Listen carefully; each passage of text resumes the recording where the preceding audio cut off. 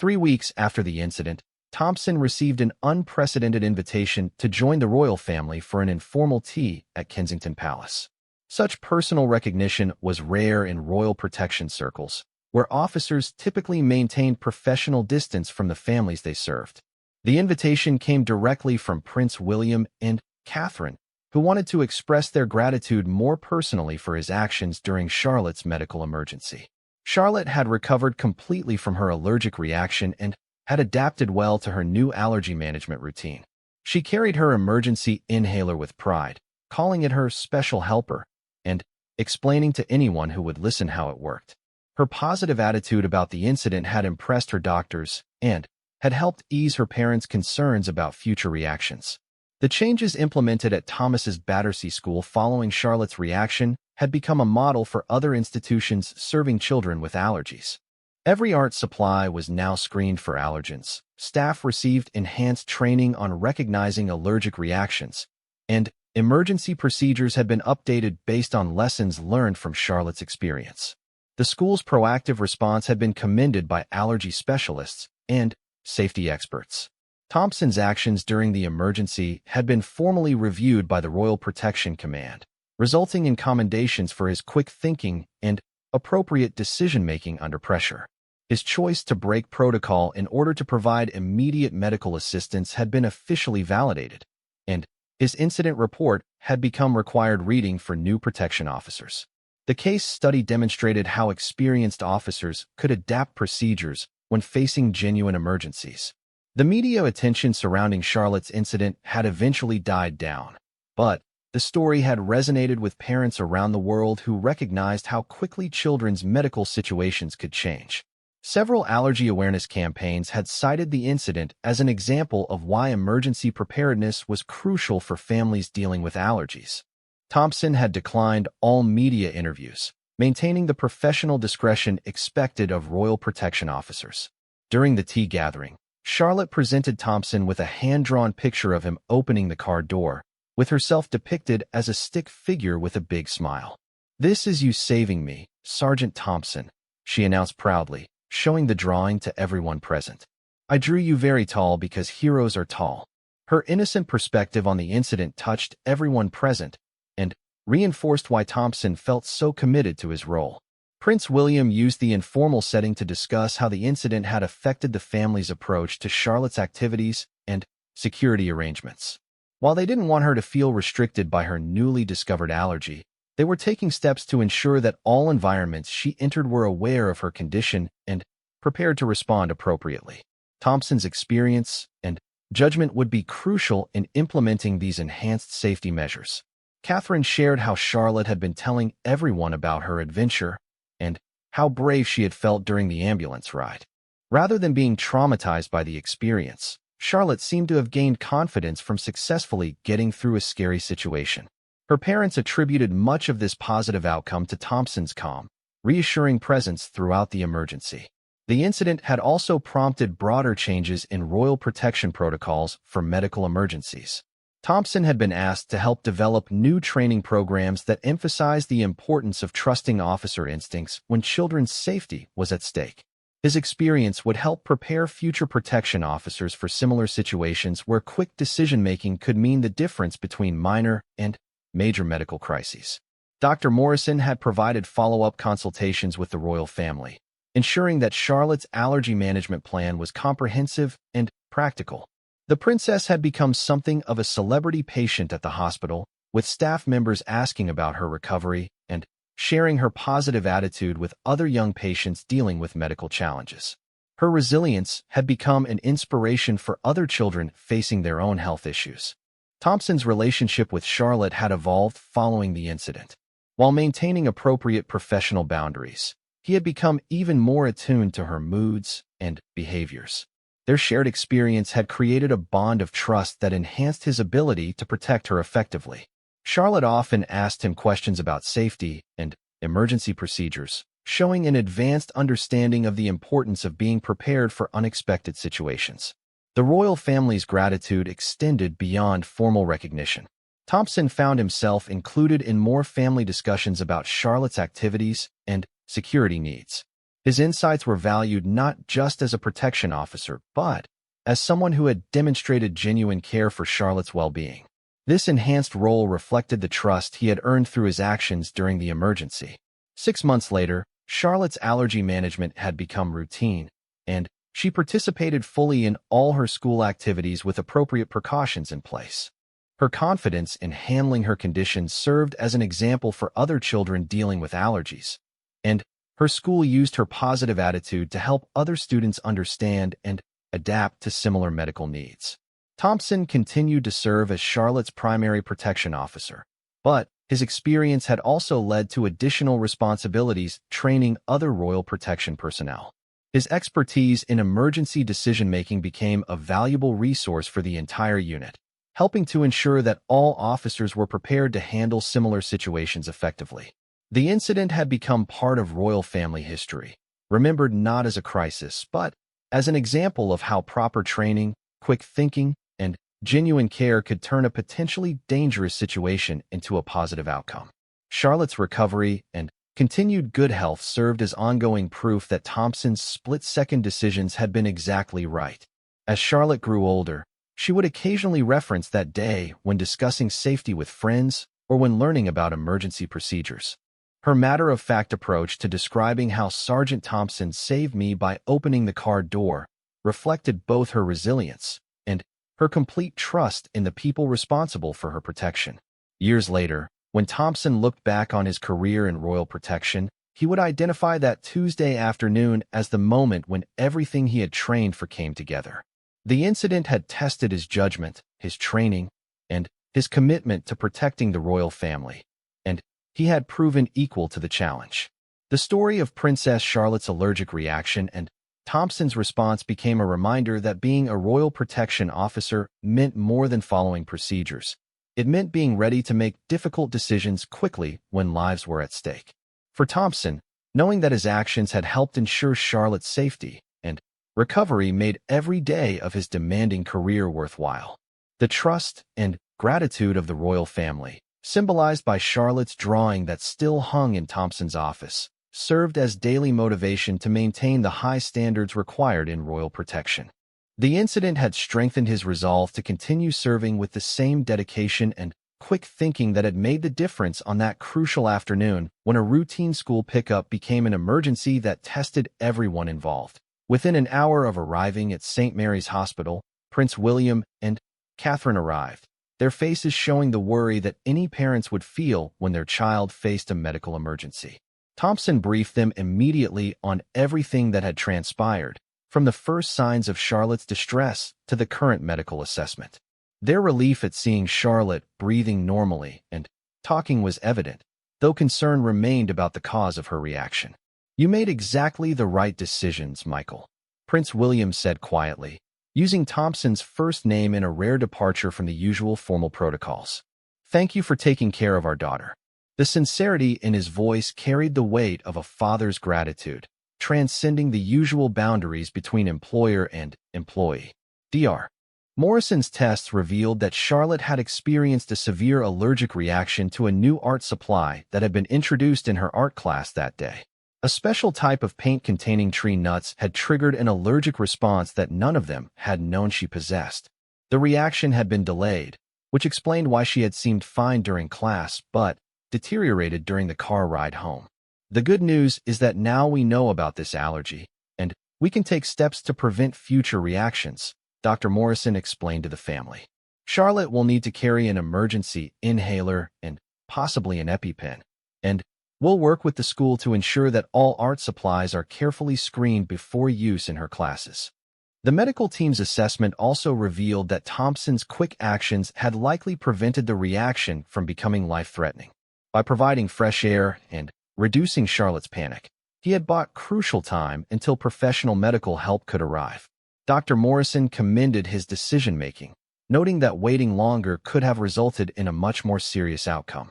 As Charlotte recovered in her hospital room, surrounded by her parents and with Thompson maintaining his protective watch, she began to return to her normal, cheerful self. The oxygen levels in her blood had returned to normal, and the frightening blue tinge around her lips had completely disappeared. Her resilience, typical of a 7-year-old, was remarkable to witness. "Sergeant Thompson, will you tell Granny and that I'm okay? I don't want her to worry when I don't come home for tea," Charlotte said, her concern for others shining through even after her own frightening experience. This thoughtfulness, despite what she had been through, reminded Thompson why protecting the royal children felt like more than just a job. They were genuinely good people who deserved his dedication. Thompson coordinated with Princess and security detail to update her on Charlotte's condition and recovery. The princess's grandmother had been notified of the emergency and was standing by to visit the hospital if needed, but she was relieved to hear that Charlotte was recovering well and in good spirits. The family's close-knit relationships were evident in how they rallied around Charlotte during the crisis. While Charlotte rested, Thompson found himself reviewing the day's events and the decisions he had made.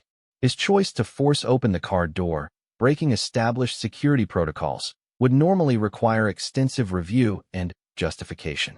However, the medical emergency had clearly warranted immediate action, and the positive outcome supported his judgment in prioritizing Charlotte's health over standard procedures. The hospital's security team worked seamlessly with Thompson and his colleagues to maintain appropriate protection while allowing Charlotte to receive medical care. Managing royal security in a hospital environment required special considerations, from controlling access to Charlotte's room to coordinating with medical staff who needed to provide treatment. The collaboration between different security agencies and medical professionals demonstrated how well-rehearsed emergency procedures could function under pressure. Media interest in the incident was intense, with news outlets seeking information about Charlotte's condition and the circumstances surrounding her hospitalization. The royal family's press office issued a brief statement confirming that Charlotte had experienced a medical emergency, but was recovering well, thanking the hospital staff and emergency responders for their excellent care. Thompson's role in the incident was mentioned but not detailed, in keeping with standard practices regarding royal protection officers. Dr. Morrison discharged Charlotte that evening with strict instructions for follow-up care and allergy management. The princess would need to avoid all tree nut products and carry emergency medication, but otherwise could return to her normal activities. The school had already been contacted and was implementing new procedures to screen all materials for potential allergens before use in classes. The ride back to Kensington Palace was very different from the emergency trip to the hospital. Charlotte chattered excitedly about her adventure, describing the ambulance ride and the hospital equipment to her parents with the enthusiasm of a child who had overcome something scary and now felt proud of her bravery. Her resilience and positive attitude impressed everyone who had been involved in her care. As they arrived back at the palace, Thompson felt the satisfaction that came from a job well done. His quick thinking and willingness to break protocol when necessary had helped ensure Charlotte's safety and recovery. The incident would certainly be reviewed and analyzed, but the positive outcome validated his decision-making under pressure. Princess Anne was waiting at the palace when they returned, ready to hear all about Charlotte's adventure and to provide the comfort that only a grandmother could offer. The family's reunion was warm and relieved, with everyone grateful that a potentially serious situation had been resolved successfully. That evening, as Thompson completed his incident reports and debriefed with his supervisors, he reflected on how the day had tested every aspect of his training and experience. The combination of medical emergency, security concerns, media attention, and family dynamics had required him to make complex decisions quickly while maintaining his primary focus on Charlotte's well-being. The Royal Protection Unit's review of the incident would later become a case study in effective emergency response. Thompson's actions demonstrated how experienced protection officers could adapt standard procedures when faced with genuine emergencies while maintaining overall security and achieving positive outcomes. His willingness to trust his instincts and act decisively had made the crucial difference in Charlotte's recovery. As Charlotte settled in for the night, clutching a new stuffed animal that had been a get-well gift from the hospital staff, she made Thompson promise to tell her all about how ambulances worked the next day. Her curiosity and enthusiasm, undimmed by her frightening experience, reminded him why protecting the royal children was such a rewarding responsibility. The incident had strengthened the bond of trust between Thompson and the royal family, demonstrating his commitment to their safety and well-being. It had also provided valuable lessons about managing medical emergencies involving royal family members, lessons that would improve protection procedures for years to come. The moment Thompson forced the car door open, Princess Charlotte's small body began to fall forward, exactly as he had anticipated. His reflexes, honed by years of protection training, allowed him to catch her gently while maintaining his awareness of their surroundings. The immediate rush of fresh London air into the vehicle seemed to provide some relief, and Charlotte's breathing became slightly less labored, though she was still in obvious distress. "There we go, Princess. You're going to be okay," Thompson said softly, supporting Charlotte as she struggled to regain her composure. The fresh air was helping, but he could see that her breathing was still not normal. Her face remained pale, and the blue tinge around her lips, while improved, had not completely disappeared. The emergency was far from over. The curious crowd that had begun to gather was growing larger, with people pointing and whispering as they recognized the royal vehicle. Thompson's training kicked in as he positioned himself to shield Charlotte from view while simultaneously scanning for potential threats. Cell phones were already recording the scene, and he knew that footage of the princess in distress would soon be circulating online if he didn't manage the situation carefully. "Please step back and give the child some space," Thompson called out to the gathering crowd, his voice carrying the authority that came with his position. Most people complied, though several continued to film from a distance. He knew that the royal family's privacy was always a concern, but in a medical emergency, Charlotte's well-being took absolute priority over media considerations. The first emergency vehicle to arrive was a paramedic motorcycle unit, whose rider was able to navigate through the London traffic more easily than larger ambulances. The paramedic, an experienced woman named Sarah Chun, immediately assessed the situation and began her evaluation of Charlotte's condition. Her calm, professional demeanor helped to reassure both Charlotte and Thompson that expert medical care was now available. "Can you tell me what happened?" Chun asked Thompson while simultaneously checking Charlotte's vital signs. Her equipment showed that Charlotte's oxygen levels were indeed below normal, confirming Thompson's assessment that this was a serious medical situation requiring immediate intervention. "She seemed unwell when I picked her up from school, but her condition deteriorated rapidly during the drive.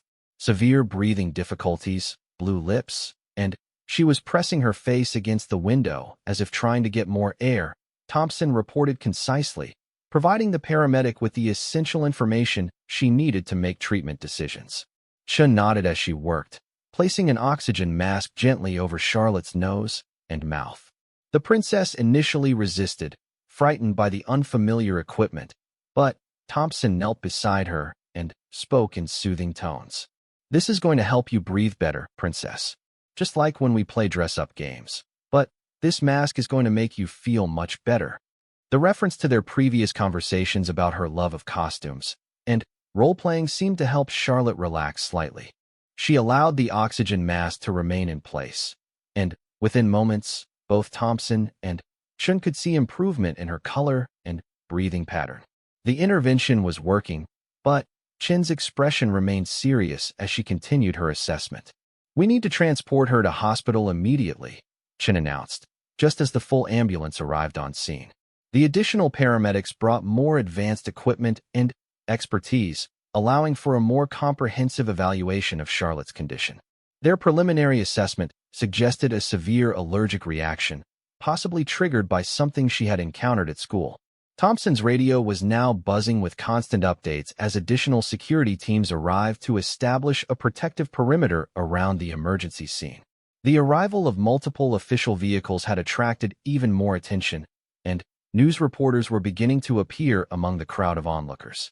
Managing the security implications while ensuring Charlotte received proper medical care required careful coordination between multiple agencies.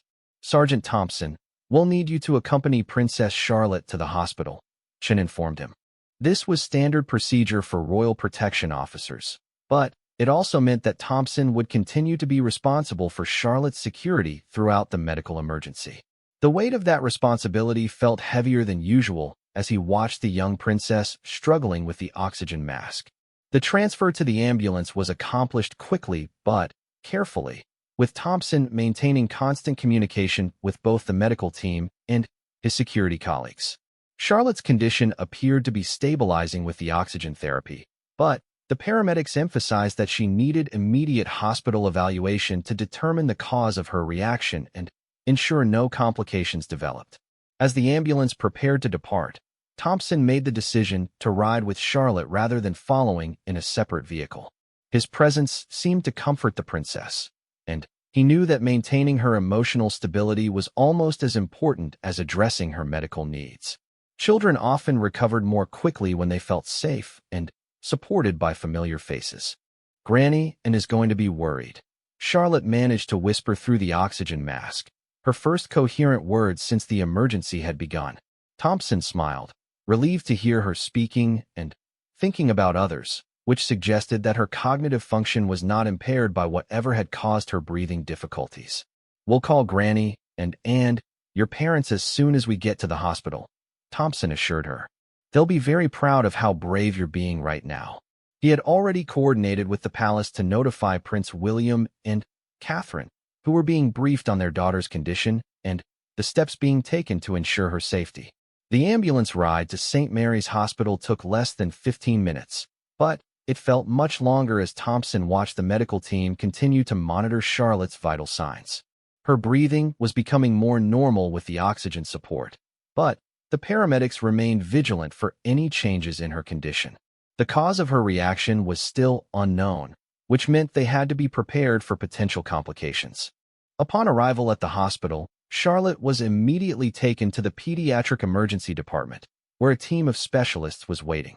Thompson coordinated with hospital security to establish appropriate protection measures while ensuring that the medical team had unrestricted access to provide care.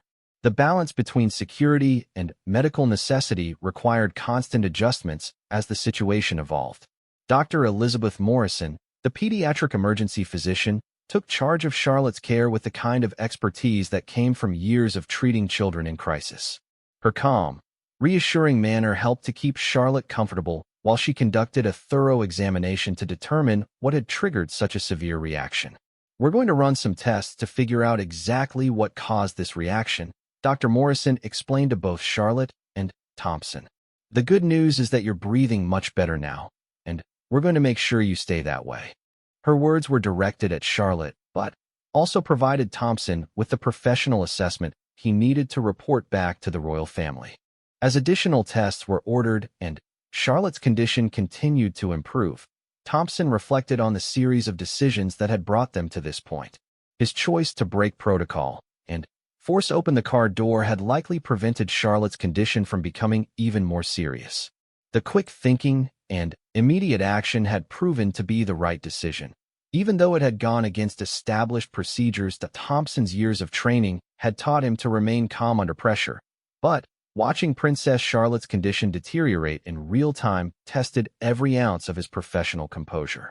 Her breathing was becoming increasingly labored, and the blue tinge around her lips was becoming more pronounced.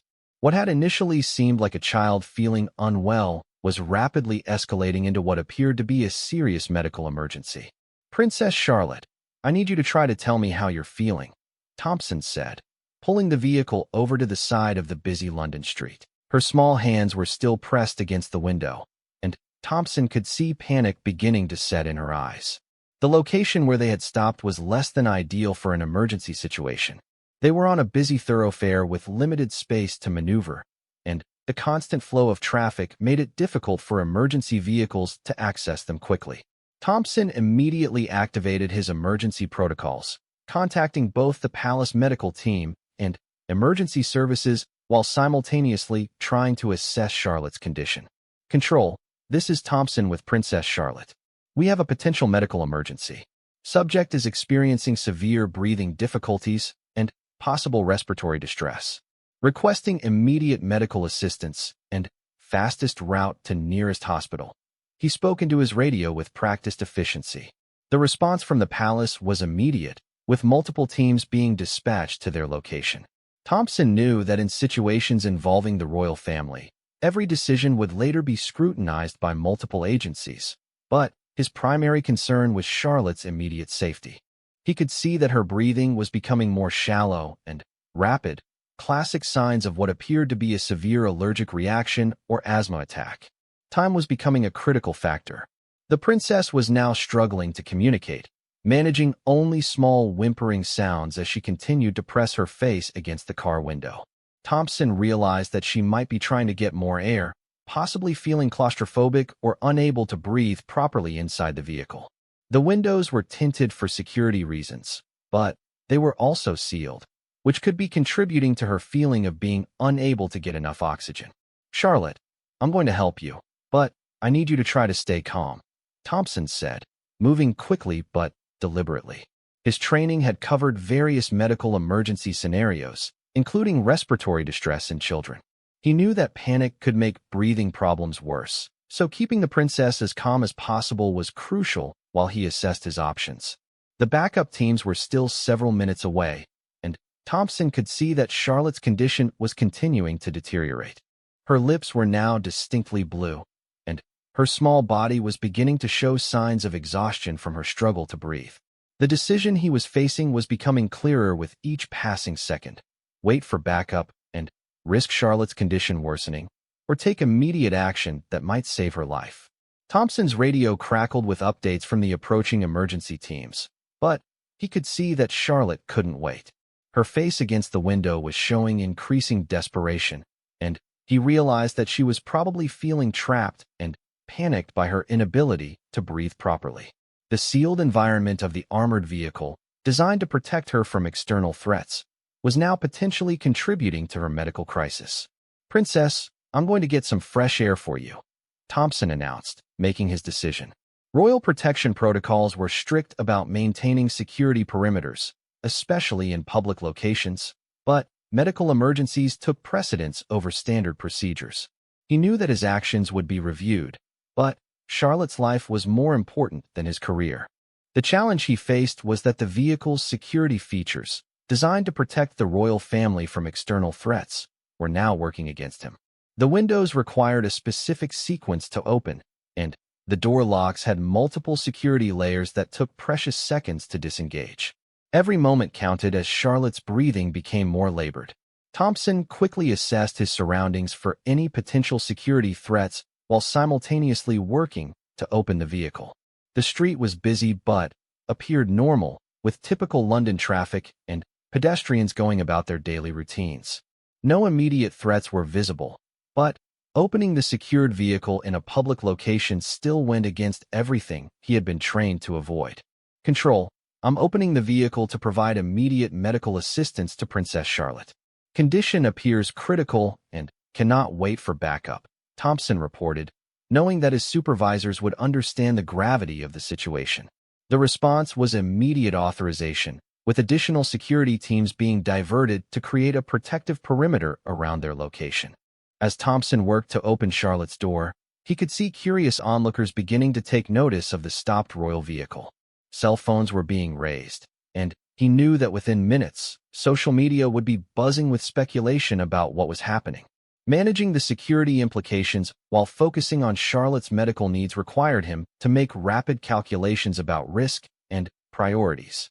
The princess was now making small, desperate sounds as she continued to struggle for air. Her face pressed against the window showed her desperation and fear, and Thompson could see tears beginning to form in her eyes. The sight of the young princess in such distress motivated him to work even faster, his fingers flying over the security controls that would finally allow him to reach her. "Almost there, princess. Just hold on for me," Thompson said, his voice carrying both authority and compassion.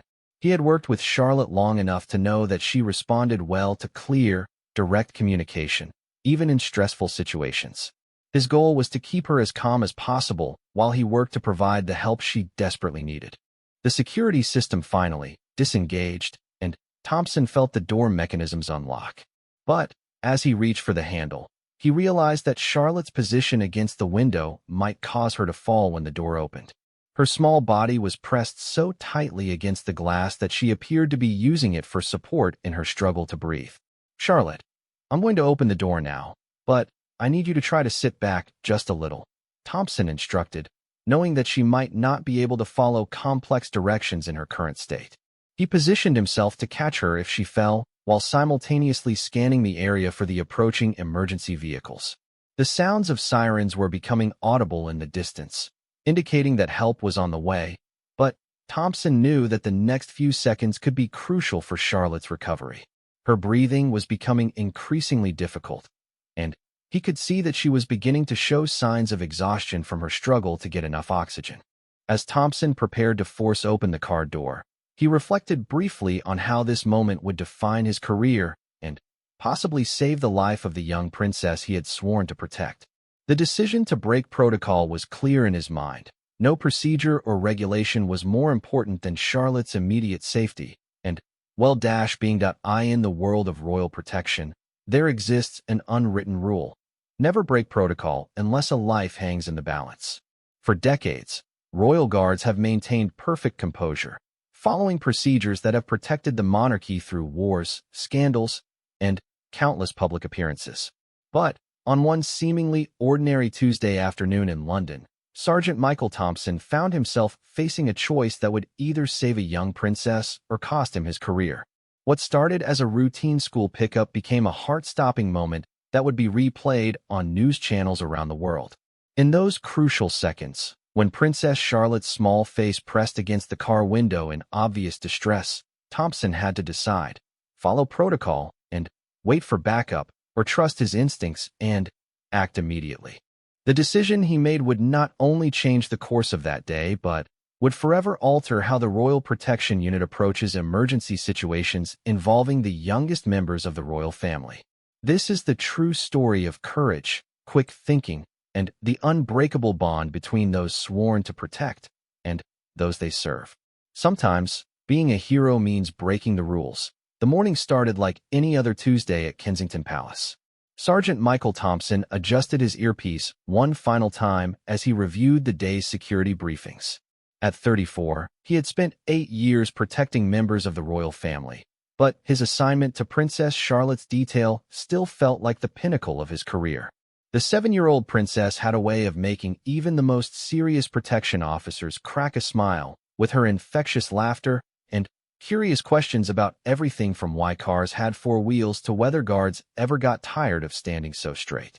Thompson had been specifically chosen for this role not just because of his exemplary service record, but because of his ability to blend authority with approachability. Children, especially royal children who lived under constant scrutiny, needed protection officers who could make them feel safe without making them feel caged. His colleagues often joked that he had a sixth sense when it came to anticipating trouble, a skill that had served him well during his previous assignments with various royal family members. The schedule for the day was straightforward. Princess Charlotte would attend her regular classes at Thomas's Battersea School, participate in her afternoon art lesson, and then return to Kensington Palace for tea with her grandmother, Princess Anne, who was visiting for the week. Thompson had already coordinated with the school's security team and mapped out the safest routes for both the morning drop-off and afternoon pickup. Everything was planned down to the minute. As Charlotte emerged from the palace that morning, dressed in her school uniform and carrying a small backpack decorated with unicorns, she greeted Thompson with her usual enthusiasm. "Good morning, Sergeant Thompson. Did you know that my art teacher says I'm getting really good at drawing horses? I'm going to show Granny and my latest picture today." Her eyes sparkled with excitement as she climbed into the specially modified Range Rover that served as her school transport. The drive to Thomas's Battersea was uneventful, filled with Charlotte's cheerful chatter about her upcoming school play and her plans to convince her parents to let her have a pet rabbit. Thompson listened with practiced attention, keeping one eye on the road and another on their surroundings. The route had been varied slightly from the previous day, a standard security precaution that kept potential threats from establishing patterns. At the school, Charlotte was greeted by her protection team assigned to the campus. Mrs. Sarah Mitchell, the school's liaison for royal security matters, waved from the entrance as Charlotte skipped toward the building. "Have a wonderful day, Your Royal Highness," Thompson called after her, receiving a cheerful wave in return. The handoff was smooth, as it had been every day for the past 6 months since Charlotte had started at the school.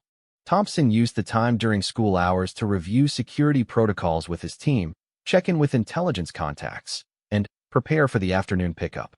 He grabbed lunch at a nearby cafe where he was known simply as Mike to the staff, who had no idea of his real occupation. It was one of the small pleasures of his job, these moments of normalcy in a life otherwise defined by constant vigilance. By 2:30 in the afternoon, Thompson was back at the school, positioned strategically where he could observe both the main entrance and the side exit that Charlotte would use. The Range Rover was parked in its designated spot, inspected and cleared by the security team. Everything was proceeding according to plan when Mrs. Mitchell approached with a slight frown on her face. "Sergeant Thompson, I wanted to let you know that Princess Charlotte seemed a bit subdued during her last class.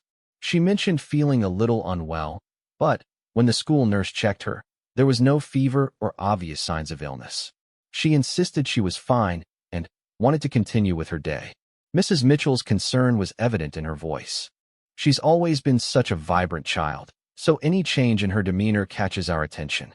Thompson nodded, making a mental note to keep a closer eye on Charlotte during the drive home. Children often couldn't articulate when something was bothering them, and it was his job to pick up on subtle changes in behavior that might indicate anything from homesickness to more serious concerns. "Thank you for letting me know. I'll make sure to mention it to her parents when we return to the palace." When Charlotte emerged from the school building, Thompson immediately noticed what Mrs. Mitchell had mentioned.